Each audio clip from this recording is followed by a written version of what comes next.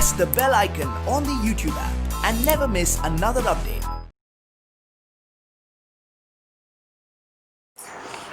नमस्ते बच्चों, मैं आज आपको स्पर्श भाग 1 से खुशबू रचते हैं हाथ का सारांश सुनाने जा रही हूँ। कौन सी है कविता? खुशबू रचते हैं हाथ।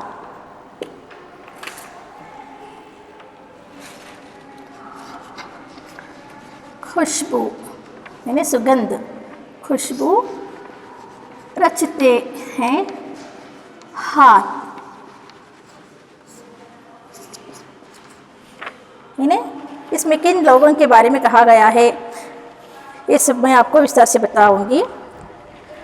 यानी जिसके राइटर हैं अरुण कमल।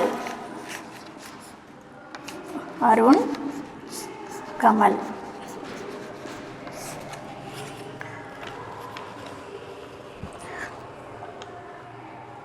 खुशबू रचते हैं हाथ में लेखक समाज के ऊपर और सरकार के ऊपर एक करारी चोट की है। इन्हें उनके ऊपर एक व्यंग किए हैं कि ऐसे लोग भी हैं हमारे समाज में जो ऐसे गरीब लोग हैं जिनको अगरबत्तियां बनाने का काम दिया जाता है। मैंने ऐसे लोग जिनको कौन सा काम? अगरबत्ती, इंसेंस स्टिक्स जो कहते हैं ना, खुशबू वाली बत्तियां, वो बनाने का काम उन्हें दिया जाता है। जो छोटे छोटे काम करते हैं और जो उच्च वर्ग के लोग हैं, जो धनी लोग यानी कि ठेकेदार हैं, ज़मींदार हैं, कई सारे बड़े बड़े लोग हैं जिनकी खुशियों के लिए क्या है, ये लोग अगरबत्तियां बना रहे हैं।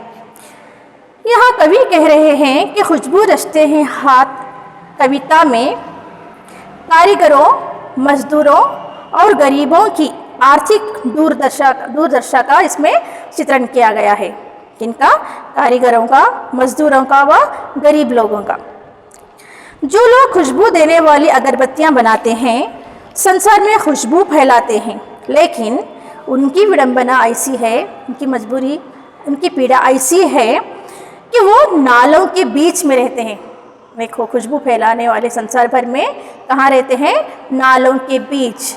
नाला क्या होता है? गंदा पानी का रास्ता, जहाँ से गंदा पानी बहता है, ऐसी बस्तियों में वो बसे हैं। यानी कूड़े करकट के बीच, जहाँ गंदगी ही गंदगी फैली हुई है। और वहाँ जहाँ गंदगी होती है वहाँ तो बहुशः क्या है, नेचुरली मच्छरों के बीच वहाँ का उनका मच्छरों का ढेर होता है, जहाँ बहुत सारी बीमारियाँ उन्हें लग जाती है। उन्हें उस तरह के वातावरण में रहना पड़ता है। यानी गंदे माहौल में रहकर भी वो क्या बिखेर रहे हैं? खुशबू की बिखेर रहे हैं। तो इसके लिए समाज के लोगों की भी जिम्मेदारी है ना। समाज के जो बड़े बड़े लोग हैं, समाज में जो बड़े लोग हैं, जो अपनी ठेकेदारी यानी जो अपने धनी होने का सबूत देते हैं कि मेरे पास बंगला है, मेरे पास कार है, मेरे पास न जाने क्या क्या है, बहुत सारी चीज़ें वो अपने के ऊपर अपनी धनी संपत्ति होने का वो जताते हैं। लेकिन उन्हें ये नहीं दिखाई दे रहा है कि समाज में ऐसे भी लोग हैं जो वो भी इंसान हैं, लेकिन ऐसी गंदगी जीने के लिए, ऐसी ज़िंदगी जीने के लिए ऐसी गंदगी में वो जी रहे हैं, मजबूर होना पड़ रहा है उन्हें। जैसे जीवन में कोई भी सुख नहीं है, नसीब से उनको 2 वक्त की रोटी मिलना भी क्या है, बहुत मुश्किल है बच्चों। तो ख़ास कर ऐसे में किसका कर्तव्य होता है? समाज के लोगों का कर्तव्य होता है, समाज यानी कि सरकार का कर्तव्य होता है ना। खास करके सरकार का, कि वो भी इस बात का ध्यान रखना चाहिए कि गरीब लोगों को किस तरह से खुशहाल रखें, उनकी मजबूरी, उनकी गरीबी को कैसे हम दूर हटाएं, किस तरह से उन्हें इस माहौल से हम बाहर ला सकते हैं। अरे वो भी तो इंसान है, उन्हें भी जीने का पूरा क्या है, हक है, राइट है ना।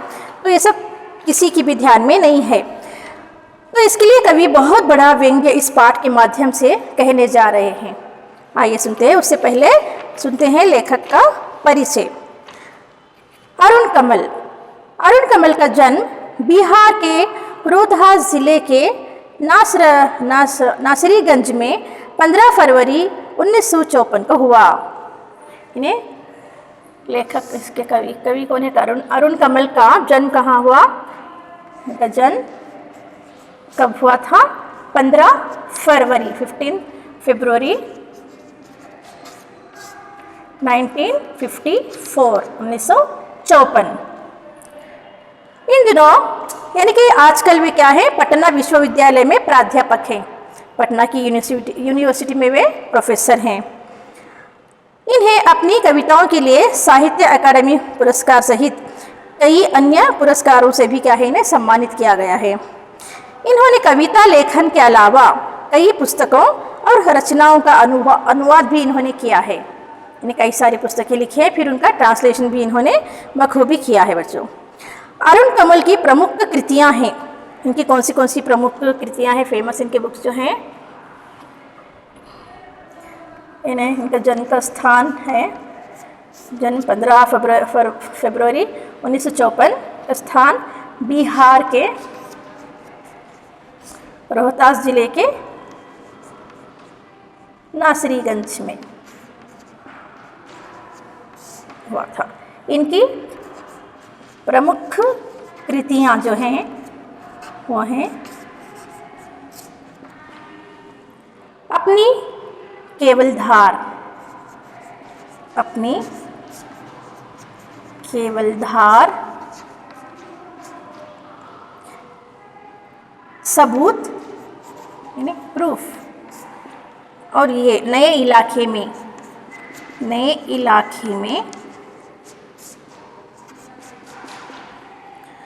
पुतली में संसार, ये चारों क्या है, कविता संग्रह है। तथा कविता और समय ये आलोचनात्मक कृति है इनकी। इनके अलावा अरुण कमल ने मायाकोव्स्की की आत्मकथा और जंगल बुक का हिंदी में और हिंदी के युवा कवियों की कविताओं का अंग्रेजी में अनुवाद किया है, जो वॉइसेज नाम से प्रकाशित हुआ है। अरुण कमल की कविताओं में नए बिंब, बोलचाल की भाषा, खड़ी बोली के अनेक लय छंदों का इसमें क्या है, समावेश है। इन्हें पढ़ते समय हम जो भी हिंदी जो पढ़ रहे हैं, ये है सरल हिंदी, यानी खड़ी बोली हिंदी का ही हम प्रयोग कर रहे हैं, तो उसी भाषा का इसमें इन्होंने क्या किया है, समावेश किया है। इनकी कविताएं जितनी आप बीती हैं उतनी ही जग बीती भी हैं। इनकी कविताओं में जीवन के विविध क्षेत्रों का चित्रण है। इस विविधता के कारण इनकी भाषा में भी क्या है, विविधता के दर्शन होते हैं। ये बड़ी कुशलता और सहजता से जीवन प्रसंगों को कविता में रूपांतरित कर देते हैं, यानी जो भी जीवन पर घटी प्रसंग जो है उसको ये किस में बदल डालते हैं, कविता में। इनकी कविता में वर्तमान शोषणामूलक व्यवस्था के खिलाफ आक्रोश, नफरत और उसे उलटकर एक नई मानवीय व्यवस्था का निर्माण करने की आकुलता सर्वत्र इसमें क्या है, दिखाई देती है। तो देखते हैं बच्चों, ये पाठ में इन्होंने क्या वर्णन किया है। इन्हें खुशबू रचते हैं हाथ, कई गलियों के बीच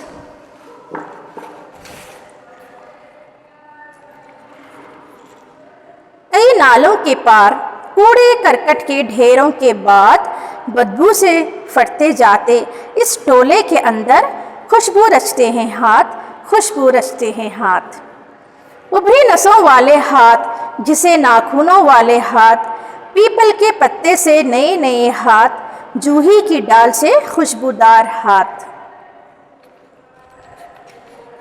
गंदे कटे पिटे हाथ, जख्म से फटे हुए हाथ, खुशबू रचते हैं हाथ, खुशबू रचते हैं हाथ। यही इस गली में बनती है मुल्क की मशहूर अगरबत्तियाँ। इन्हीं गंदे मोहल्लों के गंदे लोग बनाते हैं केवड़ा, गुलाब, खस और रात रानी अगरबत्तियाँ। दुनिया की सारी गंदगी के बीच दुनिया की सारी खुशबू रचते हैं हाथ, खुशबू रचते हैं हाथ, खुशबू रचते हैं हाथ।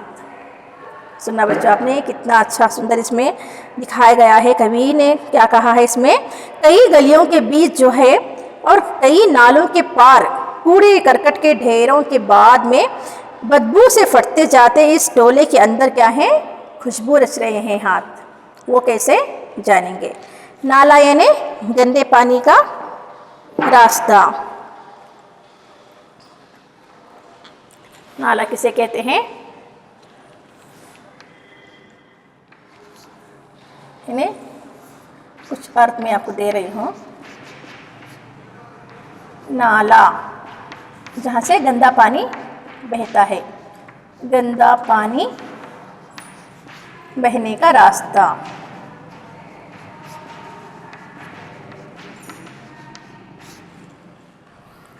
टोली किसे कहते हैं? एक छोटी उनकी बस्तियां, छोटी छोटी बस्तियां, छोटी बस्ती, जहाँ वे ग्रुप्स में रहते हैं। यहाँ पर कवि क्या कह रहे हैं? अरुण कमल जी कह रहे हैं, इन प्रस्तुत पंक्तियों में कवि सुगंधित वस्तुओं का निर्माण करने वाले मजदूरों के जीवन का इसमें क्या है? भावपूर्ण चित्रण करते हुए कहता है कि हमारे समाज के ये मजदूर जो हैं वे क्या है? बहुत ही परिश्रमिक हैं। ये समाज के मजदूर व श्रमिक लोग क्या है? स्वयं बदबूदार बस्तियों में रहते हुए भी वो स्वयं कहाँ रहे हैं? गंदी बदबूदार बस्तियों में वो रह रहे हैं। वहाँ रहते हुए भी संसार व लोगों के जीवन में क्या है? सुगंध फैलाने वाली अगरबत्तियों का वो सृजन करते हैं। यानी अगरबत्तियाँ तैयार करें, यानी प्रोडक्शन कहाँ पे होता है? इस खुशबू वाली चीज़ों का, इन खुशबू वाली चीज़ों का उत्पादन कहाँ? इन गंदी बस्तियों में होता है, जहाँ बदबू ही बदबू है। वहाँ से सारे जग को क्या है? महकाने का काम कर रहे हैं। इन्हें अपने घर तक पहुँचने के लिए कई नालों और कूड़े करकट के ढेरों का सामना करना पड़ता है। जैसे है वो शहर में आते हैं, वहाँ से उनकी बस्ती, उनके घरों तक जाने का रास्ते में क्या है? नाले ही नाले हैं। इन्हें गंदे रास्ते को पार करते हुए उन्हें अपने घर तक जाना पड़ता है, जहाँ पर कूड़ा ही कूड़ा है। कूड़ा करकट जो कहते हैं ना, गंदगी, सारा क्या कहते हैं उसको आप लोग कन्नड़ में? तिप्पे। तो ऐसी चीज़ों में से वो जाना पड़ता है उनके घरों तक। बदबू के मारे इनकी नाक फटने को हो जाती है, फिर भी ये उसी कूड़े के ढेर व नाले के समीप अपने टोले बनाकर रहने के लिए क्या है? विवश हैं, मजबूर हैं ये लोग अपनी गरीबी के कारण। ऐसी जगह, ऐसी स्थान पर उनका घर, इनकी बस्ती है जहाँ पर चारों ओर गंदगी ही गंदगी देखने को मिलती है, जहाँ पर कूड़ा और कचरा ही कचरा बस पड़ा हुआ है। ऐसे वातावरण में रहते हुए भी ये लोग क्या है? संसार को सुगंधित करने का कार्य निरंतर करते रहते हैं। इन्हें कई गलियों के बीच इन्हें कूड़े करकट नालों के बीच में नाले पार करते हुए, जहाँ पर कूड़ा ही कूड़ा है, उसके कूड़े के ढेर पार करके जाने के बाद ही क्या होता है? उनकी बस्ती मिलती है। और वो कूड़ा जहाँ से हम पार होते हैं, आपने देखा होगा वहाँ पर कितनी बदबू रहती है। उस बदबू से उनकी नाक फटने को हो जाती है, फिर भी उनकी मजबूरी है कि वो उसी में से पार करते हुए अपने टोले के अंदर चले जाते हैं। तो ये रहा इस पैराग्राफ का, इस संकेत का वर्णन। अभी देखते हैं उभरी नसों वाले हाथ, जिसे नाखून वाले हाथ, पीपल के पत्ते से नए नए हाथ, जूही के डाल से खुशबूदार हाथ, गंदे कटे पिटे हाथ, जख्म से फटे हुए हाथ, खुशबू रचते हैं हाथ, खुशबू रचते हैं हाथ। यानी यहाँ पर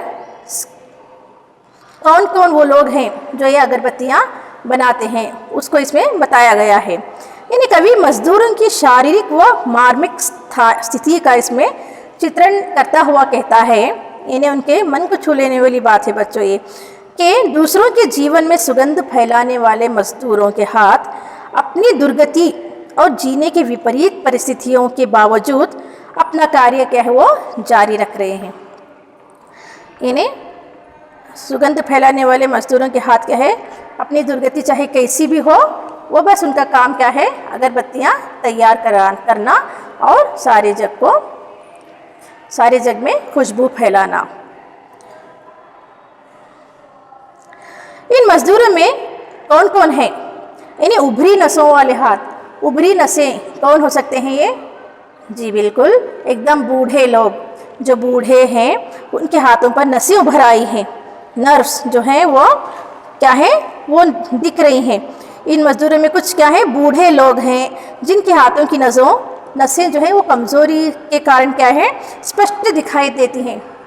हाथों के ऊपर नसें, रग जो है नर्व्स वो दिखाई दे रहे हैं, वो इतने बूढ़े हो चुके हैं तो भी फिर भी वो परिश्रम कर रहे हैं। और क्या है, जो ऐसे लोग भी हैं जिनके नाखून तक काम करते करते क्या है घिस गए हैं। वो काम ही इतना मेहनत कर रहता है कि बत्तियों को तो खूब घिसना पड़ता है, फिर जाकर वो बत्ती का आकार, बत्ती का रूप लेते हैं। तो घिसते घिसते कई लोगों के हाथ जो है ना उनके नाखून तक घिसे चले गए हैं, इन्हें घिसे नाखूनों वाले हाथ। पीपल के पत्ते से नए नए हाथ। अब यहाँ पर नए नए हाथ आया है, तो नए नए हाथ किनके हो सकते हैं? एकदम छोटे छोटे बच्चों के। जो छोटे बालक हैं वो भी क्या है परिश्रम कर रहे हैं अपनी गरीबी के कारण। कुछ नन्हे बच्चे जिनके हाथ पीपल के पत्तों की तरह कोमल हैं। कैसे, किस तरह से कोमल? पीपल के पत्ते आपने देखे हैं, पीपल ट्री, उसके पत्तों जैसे एकदम स्मूथ, एकदम कोमल उनके हाथ है छोटे छोटे बच्चों के। और फिर वे नई युवतियाँ यानी जूही की डाल से खुशबूदार हाथ, जूही की डाल से खुशबूदार हाथ किनके हैं? नव युवतियों के, लड़कियों के हाथ, जिनके जूही की डाल की तरह क्या है खुशबूदार प्रतीत हो रहे हैं। कालांतर में काम के बोझ से गंदे, कटे और घाव वाले उनके हाथ दर्द के बावजूद अपने काम को क्या है निरंतर कर रहे हैं। यानी गंदे, कटे पिटे हाथ, जख्म से फटे हुए हाथ, यानी करते करते काम करते करते उनके हाथ क्या हो गए हैं? जख्मों से भर गए हैं। फिर भी क्या है वो दर्द के बावजूद भी अपना काम निरंतर यानी लगातार कर रहे हैं। यानी तरह तरह के ये लोग विवश जीवन परिस्थितियों के बाद भी क्या है खुशबूदार वस्तुओं की वो रचना करते हैं। जख्म यानी ऊन, जूही यानी एक फूल, जख्म यानी घाव, जूही एक फूल का नाम है। घाव, जख्म यानी घाव, ऊंड, गाया। ठीक है बच्चों, इसमें बूढ़ों के, छोटे छोटे नन्हे नन्हे बच्चों के और किसके? नव युवतियों के बारे में बताया गया है जो वो अपने हाथों से खुशबूदार चीज़ें बना रही हैं। यही इस गली में बनती हैं मुल्क की मशहूर अगरबत्तियाँ। इन्हीं गंदे मोहल्लों के गंदे लोग बनाते हैं केवड़ा, गुलाब, खस और रात रानी अगरबत्तियाँ। यानी यही इस गली में बनती है, यानी इसी गंदे मोहल्ले में। कवि का यहाँ क्या कहना है? कवि यहाँ जीवन की विडंबना का यथार्थ परक चित्रण करता हुआ कहता है कि देश की प्रसिद्ध अगरबत्तियाँ, यानी हमारे देश की, हमारे मुल्क की मशहूर अगरबत्तियाँ जो हैं इन्हीं गंदे मोहल्ले में गंदे लोगों के द्वारा दयनीय और विपरीत परिस्थितियों में बनती है।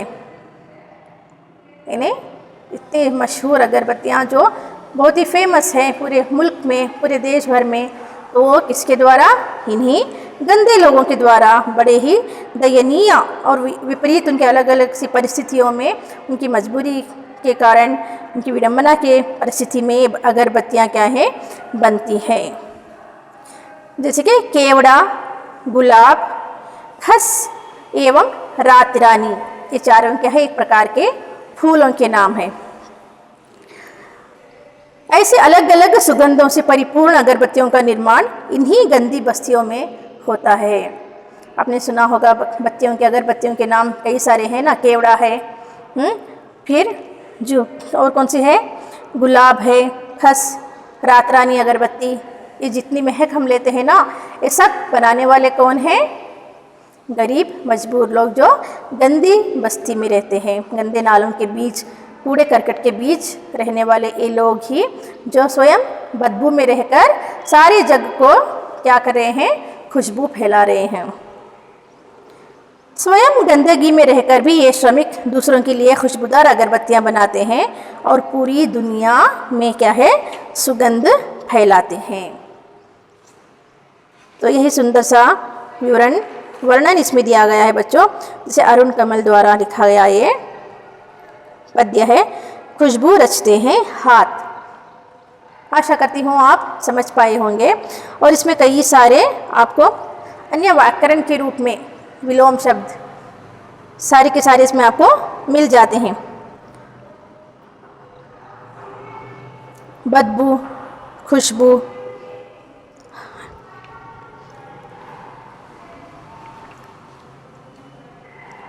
अगरबत्ती, अगरबत्तियाँ, एक वचन अगरबत्ती, बहुवचन अगरबत्तियाँ। तो इस तरह के कई सारे चीज़ें आपको इसमें मिल जाती हैं, हम ढूंढकर इसको निकालना है।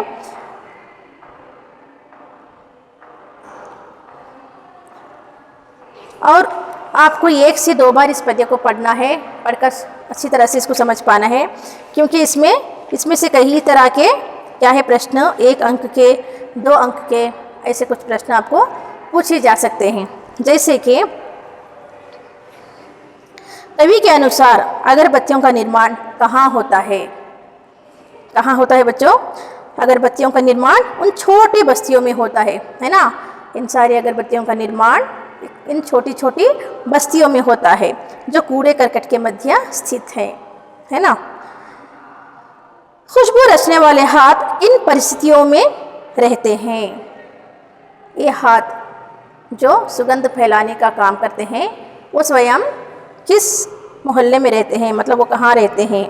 इन्हें बड़ी दयनीय या कठिन परिस्थितियों में रहते हैं।